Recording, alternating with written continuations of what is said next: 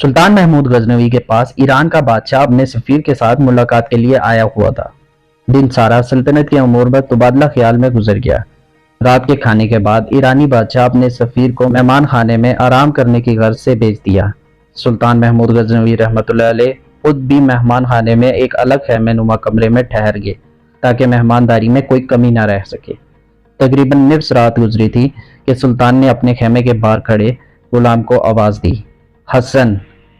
اس نے پانی کا لوٹا اور ہنچیٹ اٹھائی اور خیمے میں داخل ہو گیا۔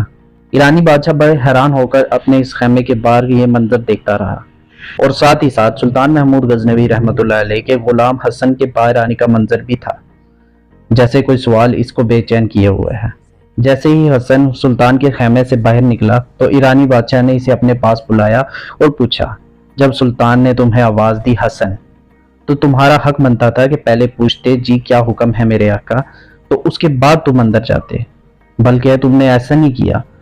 تم نے بنا پوچھے ہی پانی کا لوٹا اور ہنچی اٹھائی اور سلطان کے خیمے میں چلے گئے۔ سلطان کو کسی اور چیز کی بھی تو طلب ہو سکتی ہے۔ حسن مسکرایا اور ایرانی بادشاہ کو جواب دیتے ہوئے بولا، حضور، میرا مکمل نام محمد حسن ہے اور میرا سلطان ہمیشہ باوضو رہتا ہے۔ جب اس کا وضو نہ ہو تو وہ مجھے صرف حسن کہہ کے پکارتا ہے، تو میں سمجھ جاتا ہوں کہ اب سلطان کو وضو کی حاجت ہے۔